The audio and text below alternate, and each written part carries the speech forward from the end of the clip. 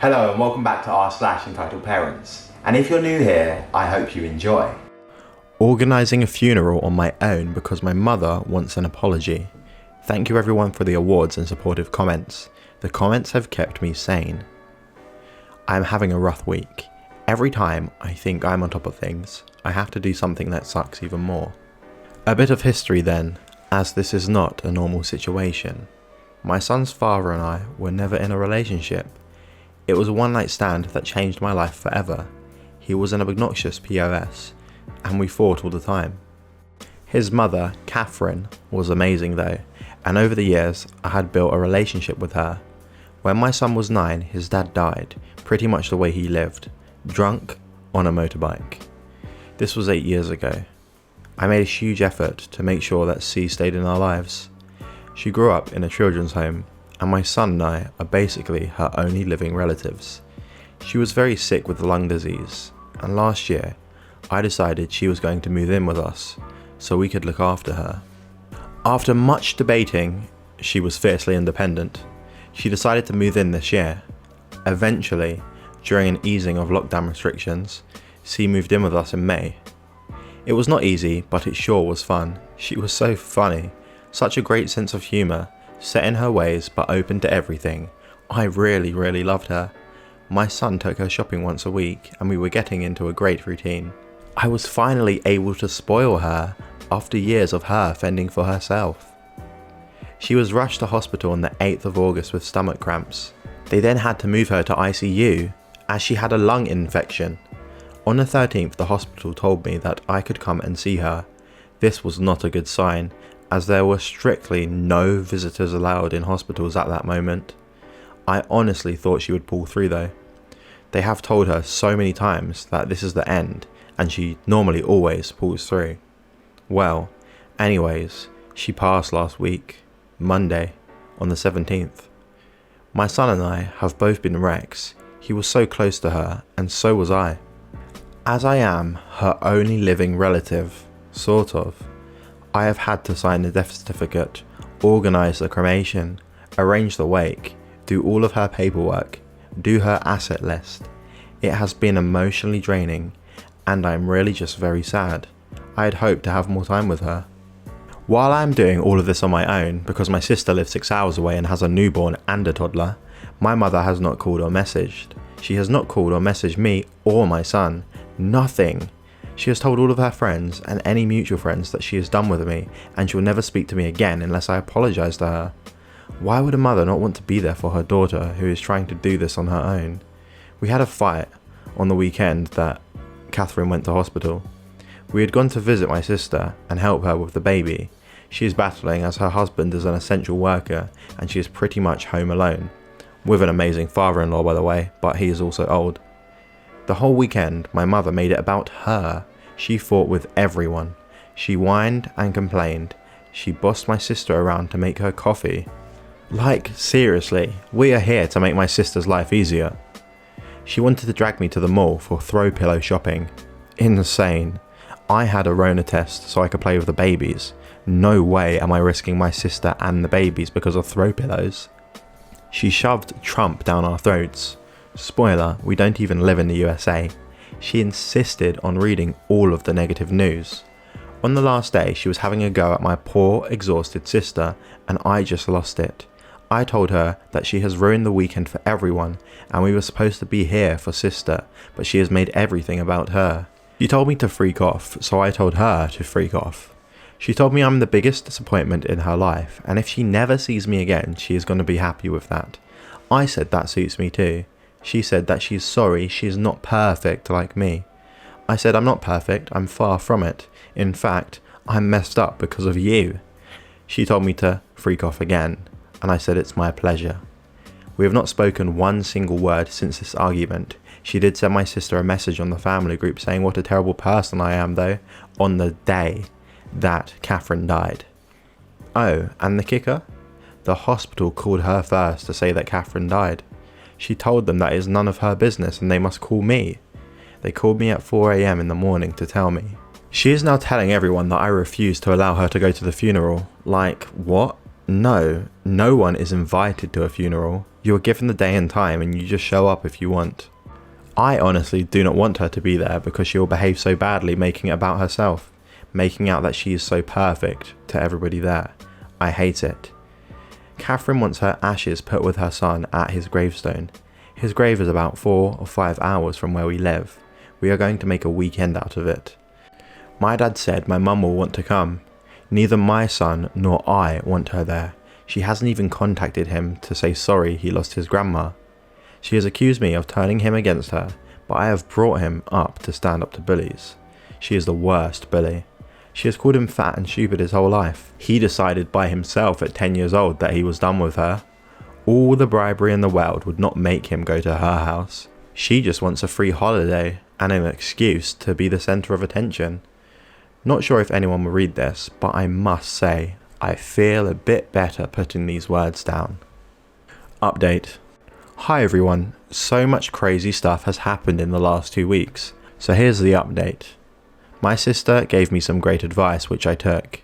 The week after Catherine died, I just focused on her and her life. I tried not to think about my mother. I wasn't going to let her take the focus off of Catherine. For those who are interested about exactly how crazy my mother is, my sister wrote a post about it. So here we go. The funeral was this past weekend. There were 25 people there, none were my mother. She found out on Facebook that the funeral happened and lost her crap. Made embarrassing comments on Facebook she didn't think I would see. She told several people before the funeral that even if she was invited she would never go. Typical. The funeral was absolutely perfect. Catherine would have loved it. She was really loved and had such a great sense of humour. We all had some shots and snacks and shared super funny stories. If you guys are interested, I'll put my best story about Catherine at the bottom of this post. My mother has said some really terrible things about my sister and I over the last 2 weeks, and it all comes back to us. She has threatened to divorce my dad, make sure my sister and I never see our older sister again. She has got Down syndrome and lives with my mum. My mum has turned her against us and keeps telling her that we don't love her. She has threatened to end herself in order to punish us. She cannot keep track of her lies, and even her best friend has seen her true colours now. My dad has tried really hard to make her happy and keep the peace. He's an abused spouse, but refuses to accept it. She still has not messaged or called my son to say sorry that he's lost his granny. She's blaming my son, my child, claiming he has not spoken to her in months, so she has written him off. He's 17, so it's not like he hasn't noticed. She has told everyone that he refuses to speak to her, so she will not try and speak to him. Out of everything, this has made me the second baddest. When driving back from my sister, a 6-hour car drive, he was the only one speaking to her. He even asked her about Trump and if she had ever been to Trump Towers, which is her favourite topic of all time right now. They chatted for a long time and I had such a knot in my stomach because my son likes to wind people up, and I thought he was trying to irritate her, but he wasn't. He was genuinely trying to make conversation with her. And, now the kicker, the thing that has made me the maddest, that enrages me the most. Catherine stated in her will that she wants her ashes spread where her son died. My son's father. He died on the highway on a motorbike. It is about 5 hours drive from us. We have a public holiday coming up near the end of the month, so we decided to make a weekend out of it. 2 days in the town to do the ceremony. My son's dad was not super involved in his life. He paid maintenance, but always lived too far to have a proper relationship with him. I have arranged for all his friends to meet my son. I am hoping they can tell my son more about his dad, etc. Then we are going up more north to my dad's best friend for another 2 days. They live in Bush, think African Game Reserve, so it is a perfect way to end a very emotional weekend. This entire weekend is for my son. I have booked accommodation, planned everything, etc. My dad wanted to come with, and of course I said yes. So yesterday I was at my mum's best friend, she is a beautician, and I was getting a pedicure as it is coming on to summer here, and my mum phoned as I was leaving. She told her bestie that she is furious she is not going away for the weekend with us. So her bestie asked her if she had messaged my son yet to give her condolences. Granny of the Year says, no, he still hasn't spoken to me, so I'm not speaking to him. Seriously? Bestie says, well, you can't expect an invitation if you're not speaking to anyone. My crazy mother says that she knows she is not welcome, but wants to come anyway to annoy me and my son. That's right, she wants to gatecrash my son's farewell to his grandmother, because she knows it will upset him. Are you kidding me? Who does that? As I'm sure you can tell, this still makes me mad. Even typing this, I'm getting furious all over again. Fortunately, her best friend was encouraging her to message us. Talk to me. Anything. So that she can go with us. I told her best friend straight, she is not welcome. It is my job to protect my child, and I will do it by any means necessary. The last thing he needs is his monster grandmother deliberately sabotaging his weekend for her own personal pleasure. I am so beyond furious. Luckily, my dad decided to get a spine last night. I did not tell him about this conversation as 1, I was way too angry to be rational, and 2, he has enough going on right now, and I made a commitment to stop whining about my mother to him. So last night, my mother, who thinks the memorial is this weekend, asks my dad what time we are all leaving on Saturday. My dad just straight up says, "You're not going." She went ballistic, saying that he must find somewhere else to live, that she's divorcing him, that she's taking all of his money. She doesn't know this, but there is no money to take. Auntie ruined Dad's business. I know this because her best friend called me last night to find out if I had told my dad what my mother said. My mum had phoned her and blamed her for telling my dad. The reality is my mother is mentally ill, but she's also super smart. Last year I got her into a facility to help her. I warned them that she might manipulate them. They didn't believe me and she was out after 2 weeks. She was supposed to stay for 2 months. She did a terrible thing to me then, which is why I refuse to help her anymore. In a nutshell, she convinced all these smart people that the issue was actually me and some childhood trauma I experienced. Not sure how she did it, but I became the issue and she was given a clean bill of mental health. Oh, and on that topic, after my son was born, I realised I needed to face up to my past and deal with my childhood trauma, the way my mother has treated me, my whole life, my childhood, substance abuse, etc. I found a great therapist, who I went to for 3 years. In that time I told her everything. I dealt with the assault, the abuse, my aggression. I was going twice a week for the first year. I worked hard on making myself the best mum for my son. What did my mother do? She managed to get my therapist's number, made friends with her, and now they meet every now and then and again for coffee or lunch. My therapist called me at the time and told me that my mum called me and wanted to start seeing her. I said, hell no. My mum will manipulate her, etc. The therapist begged me to reconsider and said that she already has all the dirt on my mother, so it's going to be easy to treat her. I eventually gave in. A while later, I went to see my therapist about dumping an abusive boyfriend. At the end of the session, I said something along the lines of, "My mother is being her crazy self again." And this lady said to me, "There's nothing wrong with your mother, she's great. She has become one of my close friends." Wow. How many mothers go out of their way to make friends with their daughter's therapist? Needless to say, I have never gone back to that woman again. I'm so sorry that this got extremely long. There is definitely something therapeutic about writing this all down in black and white. So on a light note, the best story in the world about Catherine.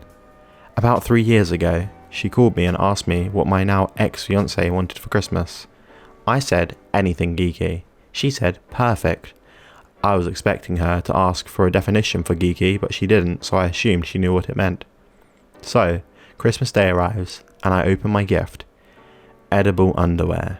My ex gets a soap that measures his package size. Imagine a flat piece of soap with 3 different holes stating small, medium, oh my goodness. I am so embarrassed and so confused, but thanked her anyway. A bit later she asks if I like the presents because I wasn't as excited as she thought I would be. I said, yes, thank you, they're great. Did you buy them yourself? She said yes, but she had to look around for something kinky, but eventually just went into a adult store. I collapsed laughing.